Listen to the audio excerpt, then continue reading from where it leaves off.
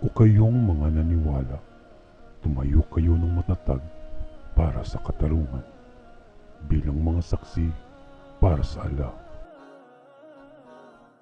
Maging ito ay laban sa inyong mga sarili o sa inyong mga magulang o sa inyong mga kamag-anak. Maging ang isa ay mayaman o mahirap, ang Allah ay higit na karapat-dapat kaysa sa dalawa. Kaya huwag ninyong sundin ang inyong makasariling pagkiling upang kayo ay hindi malihis sa katarungan. At kung inyong sirain ang inyong pagsaksi o tumangging ibigay ito, katotohanang ang Allah ay lagi ng lubos na nakababatid sa anumang inyong ginagawa.